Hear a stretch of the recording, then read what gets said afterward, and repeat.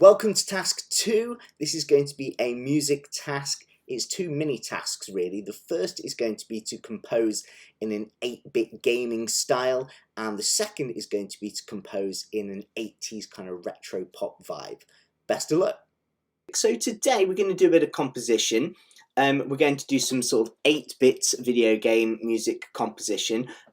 You'll know this sound, but I've linked to a video on YouTube, a playlist, just so you can get a flavour of the kind of sound world that we're going to be experimenting with today. So here's a few kind of classic 8-bit theme tunes.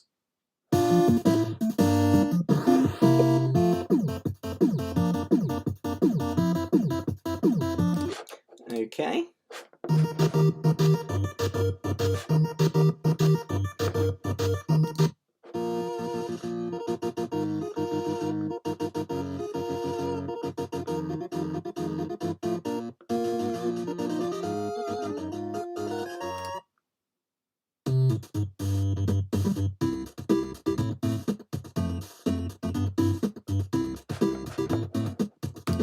Alright, so hopefully that gives you an idea of the sound that we're hoping to recreate. We're going to be using a website called Beatbox. I'm going to just very quickly put kind of a short composition together for you, and then I want you to spend no more than 40 minutes, no more than the lesson time, having a go and then sending your composition back to me. So let's have a quick look. There are a few things you might want to set up first. Here in song settings on the right, it says scale. Easy is fine, it's a pentatonic scale, it's quite nice. I quite like the one here that says normal but then sad. I won't explain the technical details behind it, but it creates quite a nice scale for you to use. I'm going to change my scale to my key to E as well. On preferences, you might want to add the octave scroll bar. That means you can just access higher and lower notes by using this scroll bar here. It's confusing, the notes don't change, but if I change the scroll bar, it'll change the octave of the note. You might want to control the tempo. 150 is quite fast, but then the music tended to be quite fast. I'm just going to slip that to about 130. So here you've got this kind of 4x4 grid. The horizontal lines are 4 different instruments, okay? That's kind of the maximum you're going to be able to use today. The ones you can change, okay? And they're like different cells of music, okay? They're like different regions of music that you can use. So if I want one just to play all the way through, I'll just leave it as 1. But if after one's played I want to change to a different section for that instrument, I can punch that in. You'll see in a sec. This at the bottom is like a loop, and I would recommend shortening this until you're ready to add the next section, otherwise you're going to have to wait for silence. So let's crack straight on. So on 1 I'm going to put a bass line, kind of something quite low.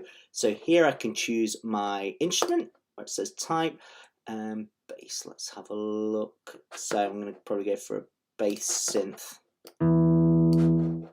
slightly lower than that. About there, that's quite nice.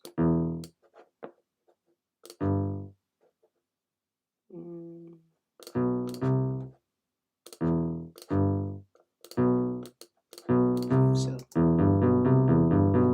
that's quite cool. I might repeat that, a little bass ostinato. That means a short repeating pattern. Sounds pretty good to me. On the next track, so I'm going to click the next one, I might start to add some drums. So for the drums, you're going to want to scroll. Where did the drums go? Strings, guitars, keyboards. Okay, I think you might have to click on. Okay, you got to click on the bottom one for the drums. So I'm going to go for standard drum kit for now. Get a kick going. Nice. Maybe find a hi-hat. Pop that in between, maybe.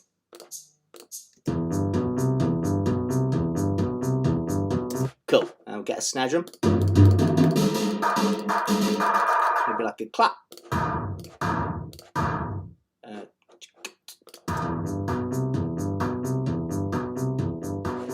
Maybe some toms.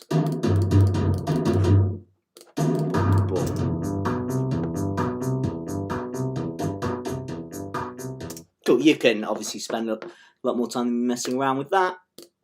So I'm going to need a melody, and you know, if you look towards the top, you'll find lots of those classic 8-bit sounds. Yeah, nice chip wave. It's pretty similar. Okay. I prefer a slightly sort of later sound, so I'm going to go for perhaps some of these wave sounds here. Maybe an octave higher.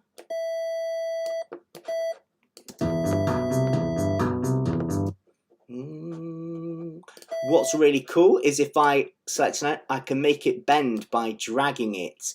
Okay, so I'm going to bend. I can make a really cool bend. That's awesome.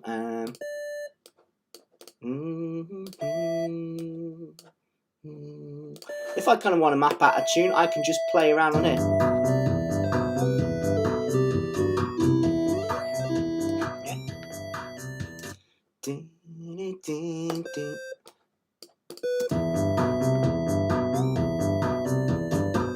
Okay, and now if I keep playing, that's just going to keep looping around. So I want to go on to my second section probably now. I'm going to keep the bass and the drums going, but I'm going to extend the loop.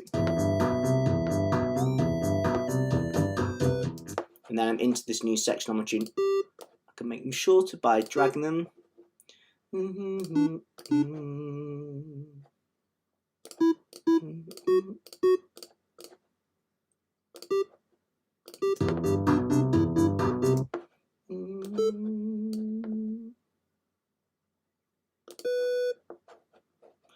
Maybe I could do a huge bend back to the beginning. Don't know if this will work. Nice!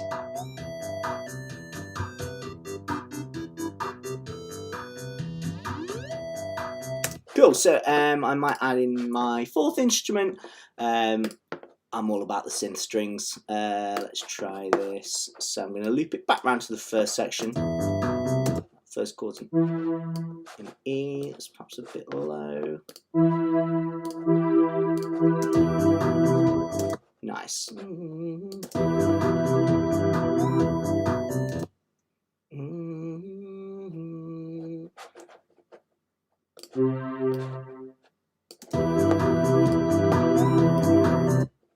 me change that to a C chord.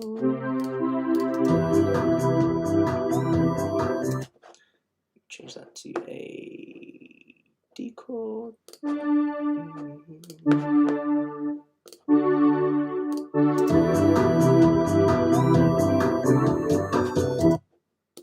then I'm going to want to extend to my second section.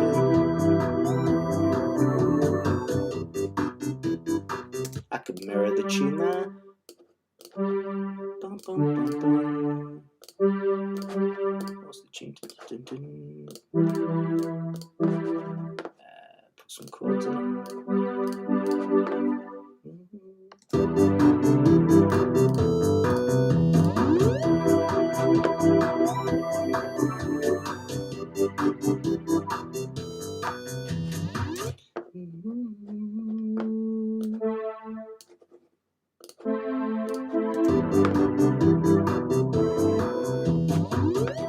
Okay, I'll obviously spend more time doing that, and then what you can do is you can even customize the instruments if you click on customize instrument here. So my sort of main tune, I could put a bit more of a chorus and reverb on it.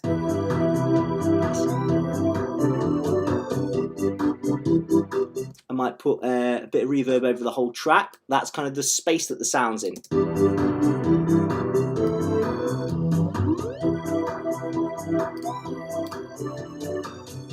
Bit of vibrato on my tune.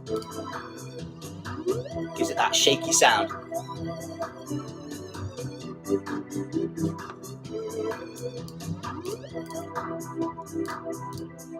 If I set to 0, that will mute the track in that region. So I might have some instruments drop out.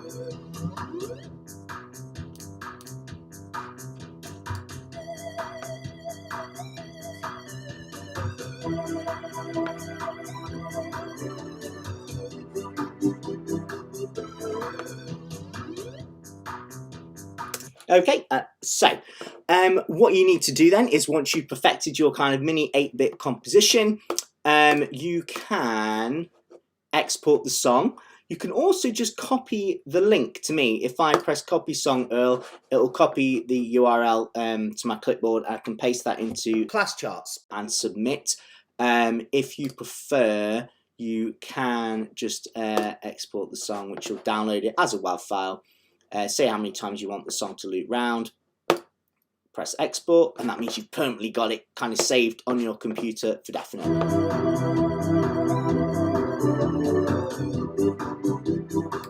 Okay, and if in doubt, you can always upload that to class charts, but you can just copy the link and paste it in the submit box. Okay, hope you have fun with this today, guys.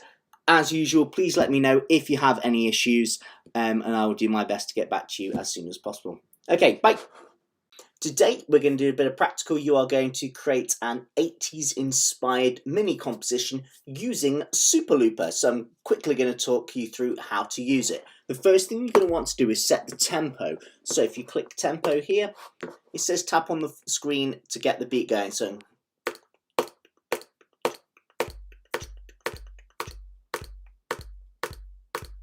quite like that speed. And the tempo will actually adjust to the speed that I set. The next thing to do is probably record in your drums. So I've got 3 kind of bins for drums here. When I click on one of the bins, it will start to record. Okay, but if I want to have an experiment, I'm going to use the keys just on my normal typing keyboard. Okay, I'm going to use Q down to P. That's going to create different sounds on all the different tracks for me. So if I press the drums, I've got a bass drum.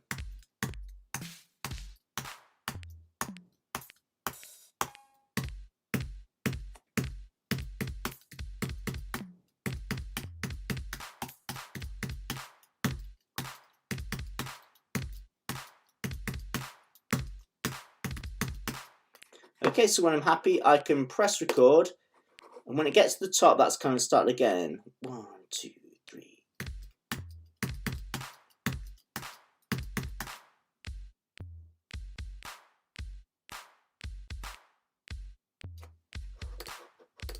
If I don't like it, I can just exit, and it'll start again. 2, 3, 4.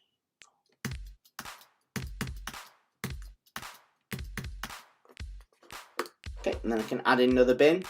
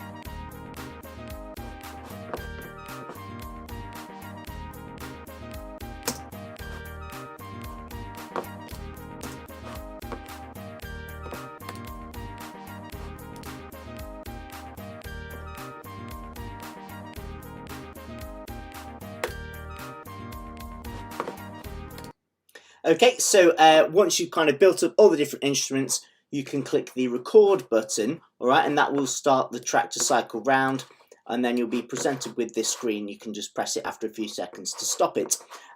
You can just click the link there, and you can copy that into class charts, either submit or in the comments, or you can download the MP3 and attach that into class charts as well. So I might copy the link like that, Control C or Command C, and paste that in class charts. Or I can download the actual MP3 file if I want to keep it on my computer. Right guys, best of luck today, okay? Build it one by one. If you make something you don't like, press the X, get rid of it, have another go. Okay, looking forward to hearing these guys. Best of luck. Goodbye.